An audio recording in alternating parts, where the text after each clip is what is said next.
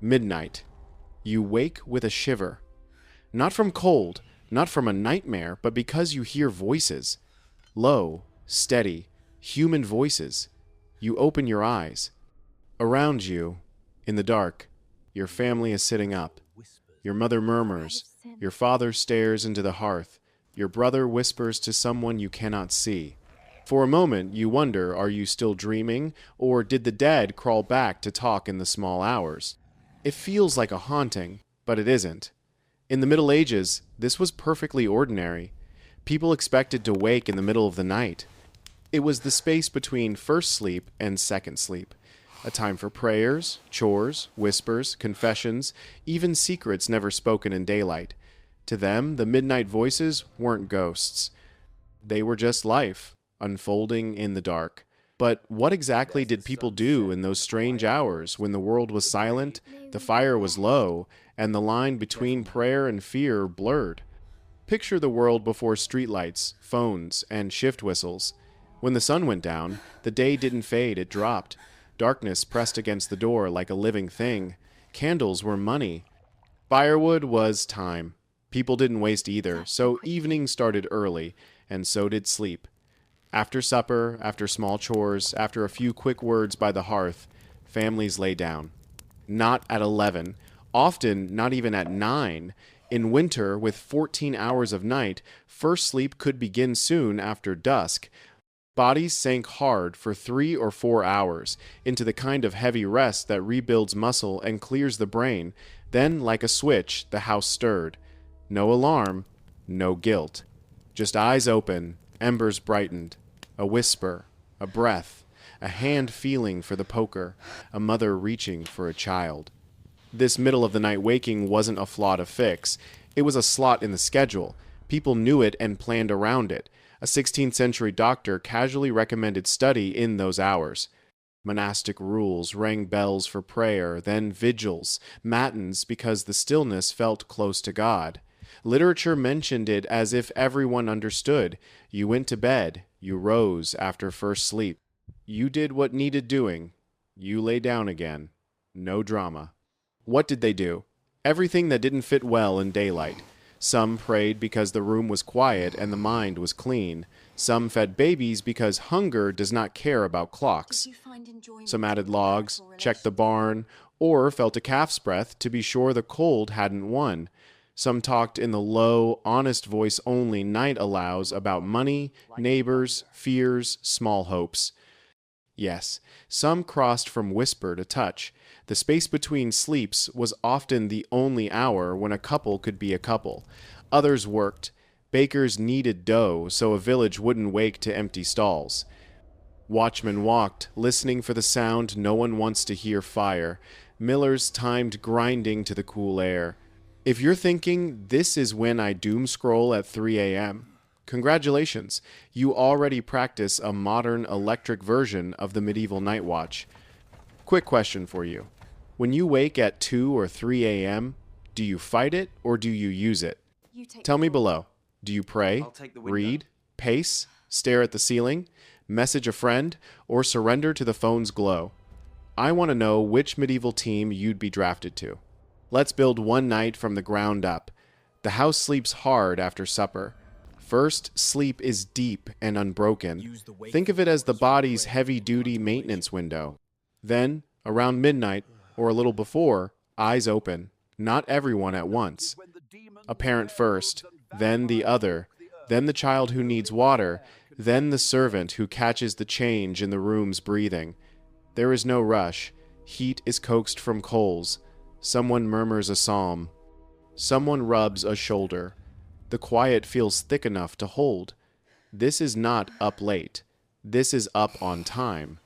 Now imagine the same rhythm in a monastery. The bell cuts the dark. Feet on stone. Cold air under wool.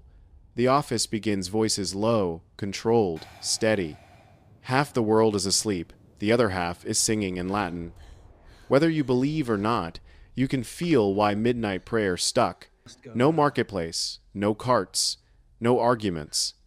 Just the kind of silence that makes the skin on your arms rise. For lay people, The echo of that discipline bled into homes. You didn't need a bell. Your body rang it for you. Shift scenes to a flower-dusted morning that hasn't technically started yet. A baker wakes after first sleep. He checks the sponge, judges the yeast by smell, not numbers. He feeds the fire. He kneads while the town snores, while a watchman's lantern slides past a shutter. By dawn, loaves hit the board. People call this the early bird. He calls it the middle of the night. Jump to a small farm. The father does not like wolves, but he likes empty barns less. He steps outside, the air cutting his teeth, and follows a small orange circle of light around the stalls. The mother nurses. The older child whispers a question he swallowed all day. The answer is given now, not because it's safer, but because it's kinder at this hour. If you grew up in a house that didn't sleep all at once, grandparents, babies, cousins, you already know this slow collective rhythm. Medieval nights just stretched it across society. And, yes, intimacy fits here. Not the kind that movie soundtracks like. The kind two tired people practice in a narrow window between duty and dawn. When the day is a hammer, you do not waste the 1 hour that is not a nail. People use that time for closeness because it was the only time without tasks crawling over it. If you've ever whispered, "now," across a tired pillow, you don't need an anthropologist to explain the second shift of love. Why did this pattern feel so natural? Because the dark ruled and the body cooperated. Without bright bulbs tricking the brain, melatonin rose early. Long winter nights made a single unbroken sleep impractical. 2 shorter rests with a wakeful hinge made more sense. The calendar agreed. In cold months, with endless dark, first sleep moved earlier. In summer, the gap narrowed, but didn't vanish. Culture reinforced it, priests praised the hour, doctors blessed it, neighbors recognized it. There is nothing exotic about bodies that want to sleep soon after dark and wake gently before dawn. That's biology, with the volume knob turned down low. Let's not romanticize. The middle of the night was not always tender. It was also the hour of worry. Fire was a constant terror in towns where houses kissed each other through timber walls. Rain and rot took roofs. Animals sickened. Babies coughed. Thieves liked shadows. The watch knew when to listen hard and when to move. In some cities, curfew cut the streets in half. The lawful inside, the foolish or desperate moving anyway. If you have ever stood in your hallway at 2 a.m. and heard a noise that made your spine go cold, you share a vein with those watchmen and parents. Fear does not change much century to century, it just wears different shoes. How universal was it? Very. You find the pattern in rural England and merchant Italy. You find its cousins in texts from older worlds. The details shift with climate and architecture. In the north, where nights can swallow a day whole, the intervals stretched. In the Mediterranean, where evenings run long and social, first sleep began later, but the two-step still felt familiar. Alpine villages pushed people into haylofts certain months, and night work folded around snow and slope. The common thread wasn't ethnicity, it was everything that follows when the sun is the only clock that matters. Inside the wakeful pocket, people did small, necessary things that didn't fit the loud half of life. Mending, setting traps for mice, sharpening a blade, writing a line. There's a reason many letters and small notes from later centuries are dated with wild hours. It's the only time nobody interrupts you. Ask any new parent or any student up before the world. The hour you steal is sometimes the only hour that feels like yours. Medieval people didn't steal it, they owned it. It was built into the contract between darkness and dawn. Let's talk about beds and bodies, because comfort shapes habit. Poorer families lay on straw in wooden frames, or on the floor with wool and cloaks. Richer households had feather beds, bolsters, and heavier covers, sometimes canopies that trapped heat. One house, many bodies. Shared sleep meant shared waking. Nobody tiptoes perfectly on creaking boards. When one person shifted, another rolled. The interval became communal, whether you liked it or not. That made it a natural time to talk softly, settle a quarrel, or plan tomorrow in the kind of voice that does not wake a baby. If you ever negotiated chores in a whisper while a child slept between you, you have reenacted a medieval midnight without the smoke and the goat. Medicine didn't fight the pattern, it explained it with the language it had. Writers riffed on digestion, humors, and heat, telling people to lie down after supper, let food settle in, first sleep, then wake to ease the system before dozing again. Not modern science, sure, but the advice matched behavior instead of shaming it. Imagine if every doctor today told you, waking at 2 a.m. is fine, use it. How much anxiety would leave your bedroom? Faith soaked the hour with meaning. Monasteries turned it into duty. Preachers told laypeople that midnight was especially holy, that God heard more clearly when the world was quiet. Even those who did not kneel still felt the weight of that idea. The silence helped thoughts stand up straight. It still does. Tell me the truth. How many of your clearest ideas arrive in a room where no one is talking?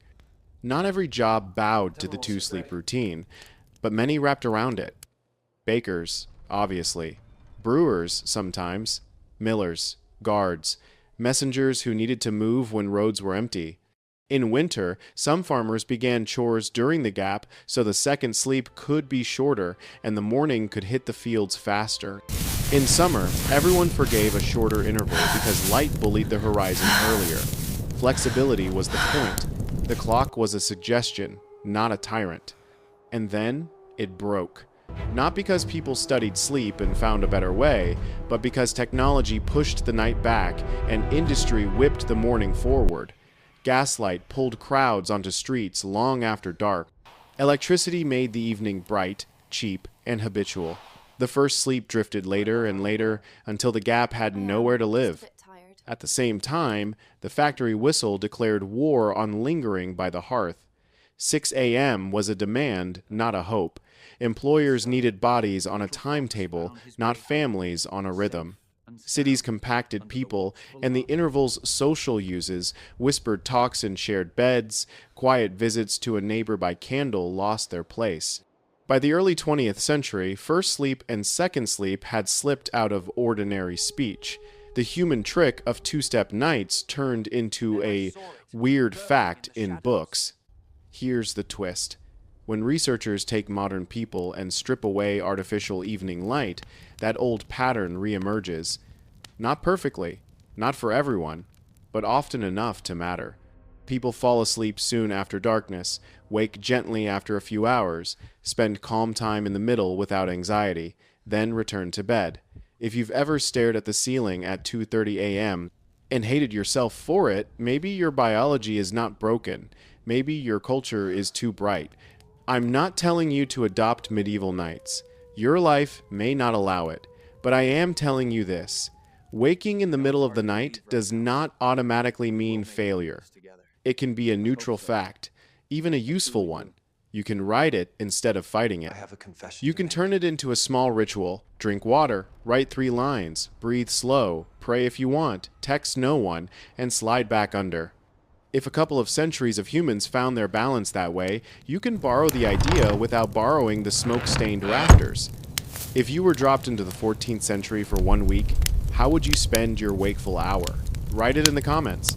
There's no wrong answer, only different ways to be human at midnight. There's also a social side we almost never admit. The interval gave space for secrets and for honesty. Friends could knock without scandal if the house already stirred. A neighbor's lit candle meant, I'm up too. Worries could be confessed without an audience. Apologies land better at 1:30 a.m. than at noon. You know this already from modern life. How many real conversations happen after 10? The medieval world simply formalized the window. Is there a dark edge? Of course. Night hid crimes as well as prayers. It muffled arguments and sharpened knives. That doesn't erase the rhythm. It proves it mattered enough to be used by every part of human nature. Did you find enjoyment in your marital relations with him, my child? You don't understand midnight. Oh, Father. Some of you want numbers. How long was the gap? It varied. Often around an hour, sometimes 2.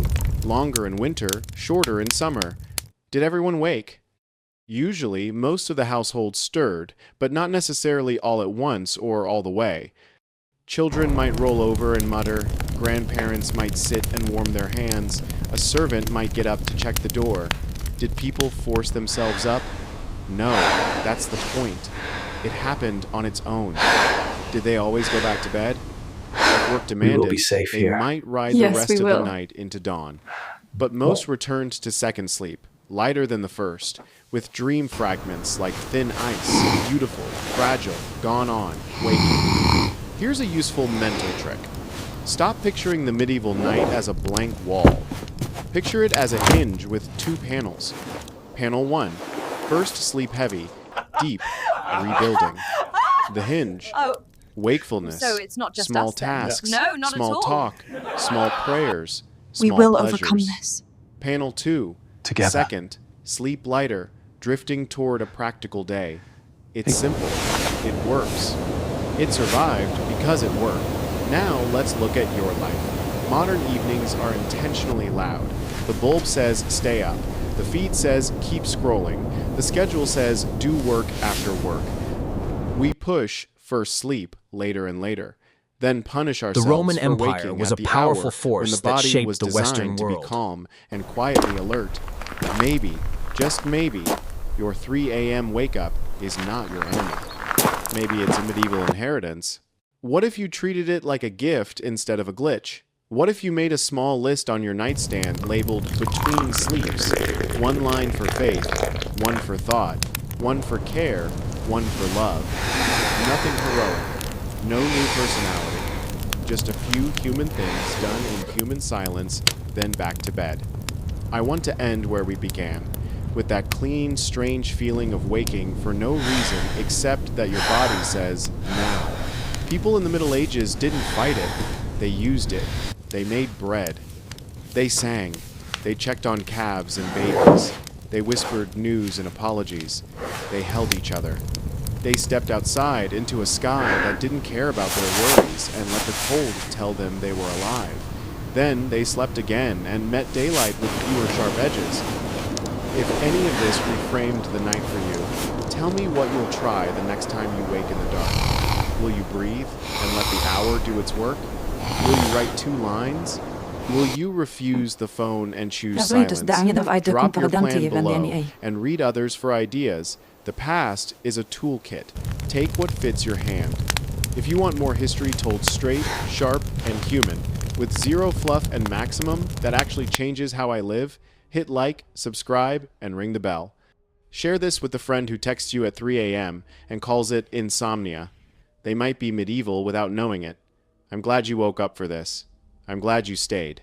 This is Flow of History.